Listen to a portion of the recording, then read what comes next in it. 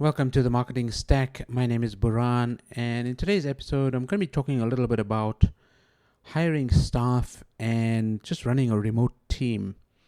And this applies to whether this applies to people that you have working in your team, both in your office and also remotely. And so, one of the experiences that I've had recently is where the typical scenario: you're building your business and you start hiring people because you know that either you can save yourself some time, or because you've got too much work, and you know that you can get other people to help you to fulfill on those services or those duties, or just to help you save some time.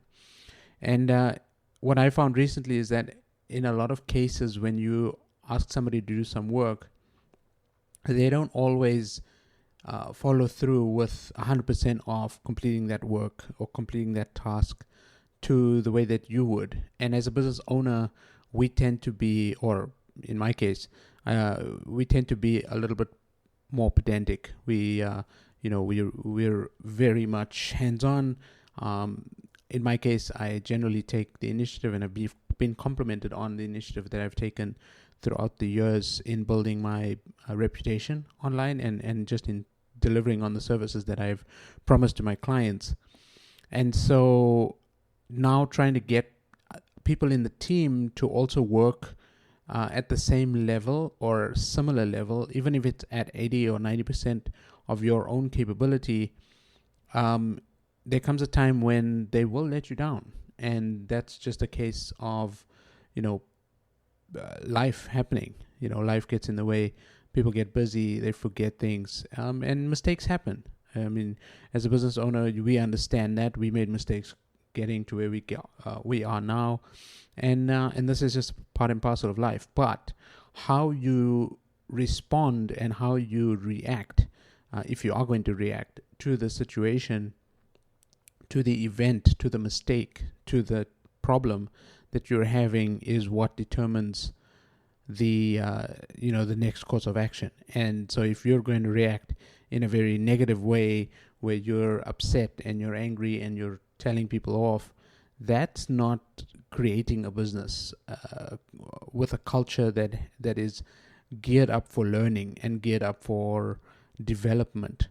And in my case, this has taken many years to master, or to even get to this point where you can have a conversation with somebody and say, hey, like, I understand, the things happen, you made a mistake, let's figure out how we can fix it. Or at least admitting, in my case, one of the examples was I did not give enough instructions. I didn't give clear instructions to the person to articulate exactly what was expected. And I think in most cases, especially when working with somebody for the first time, we tend to forget that. We tend to take for granted that, our instructions are clear. We have all the mini steps, all the micro steps in our mind, but we don't write those things down for people to follow, because maybe the task is now second nature to us. Maybe we've been driving a car for so long that it's kind of automatic. It just happens.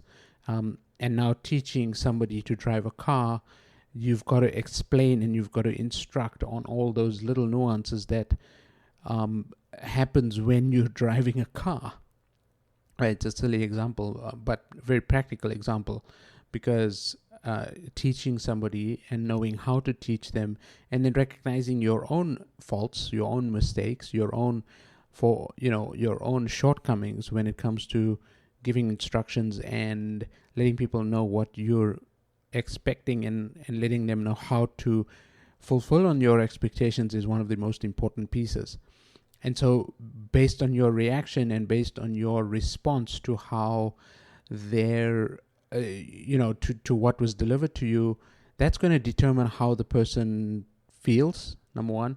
Number two, it's going to impact how they continue working with you, and also it's going to impact the relationship, because even though somebody's new in your team and you've given them a little bit of trust, you've given them access to certain things, you've articulated to the best of your ability, or what you may have at the time, what you're expecting.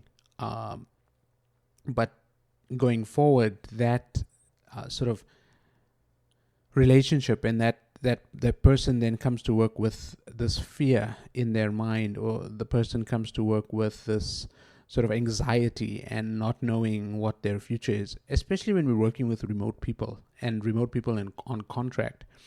Contractors are generally very fearful of their jobs. When things go wrong or when they make mistakes, it's common practice that their bosses, their employees, their because they're hired by somebody, cancels the contract, or says to them that, hey, you're not doing the job, you're not fast enough, whatever the case may be, and they just go on and find somebody else.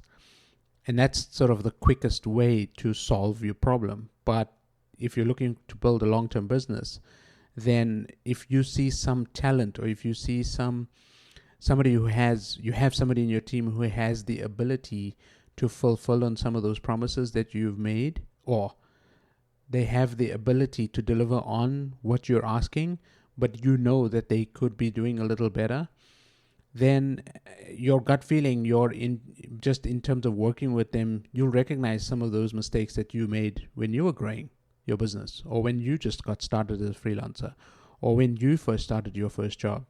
And so it's the patience that you need to be able to develop the person and to get them over time to where you are, or maybe better. Maybe you create an environment that's so geared up to their development that they thrive and that they start taking the baton forward. And that's like the ideal situation. Now, that's like kind of the silver lining. That's sort of the dream state of where we all want to get to. But it's going to take patience, and it's going to take a little bit of effort to get there. And so this is my nugget for today in building your business online, offline, remotely, in office, however you're building your business. It's just that level of understanding and that empathy towards the people that you're working with, and knowing that they are part of the team and they're not in this hierarchical structure where you're the boss and whatever you say goes. The world has changed. The people dynamic has changed to a point where it's more collaborative and more sort of a joint venture, more of a joint partnership, where people working with you, people working in your business, are allowing you to, you have a mutual dependency where you're asking somebody to do the work, they are dependent on the salary, and you're depending on them to deliver on that work because you have other things to do or other priorities in terms of working on your business. So that's my nugget for today.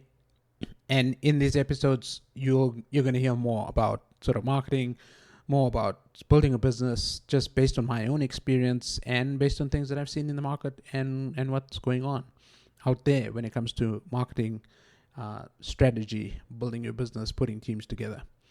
So thank you so much for listening. And if you like the episode, please do subscribe, leave us a review on iTunes or wherever you're listening to this. And check out the website if you're curious, bridge8.com/blog, bridge8, bridgeight.com/blog. Thank you so much for listening, and we'll catch you on the next one. Bye-bye.